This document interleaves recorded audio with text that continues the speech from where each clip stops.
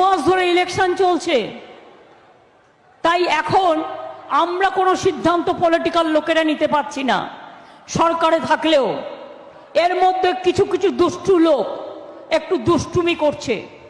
আমার কাছে কিছুক্ষণ আগে খবর এসছে, কোনো একটা জায়গা থেকে নোটিশ গেছে উদ্বাস্তু কলোনিদের কাছে যে আপনারা একতলা, দোতলা, তিনতলা, চারতলা সব বাড়ি স্টপ করে দিন। আমি বলছি ওই নোটিশ আমি ক্যান্সেল করে দেবো আফটার ইলেকশন।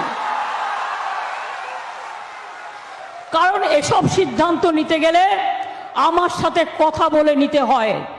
আমি মনে করি না, এটা ববিও জানে, কারণ এটা কলকাতা মেয়রের আওতায় নয়, এটা যার আওতায় সেটা ল্যান্ড ডিপার্টমেন্টের। আর আমি ল্যান্ড ডিপার্টমেন্ট দেখি, অন্য কেউ দেখে না, তাই আমি নিজে জানি না।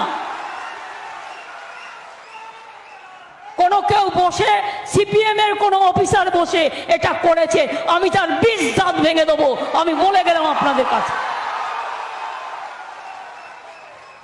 বিজেপির নয় কোনো হারমাদ, নয় সিপিএম এর কোনো ওস্তাদ। আগে যেগুলো সিপিএম খুন করতো, এখন সেগুলো বিজেপিতে গেছে।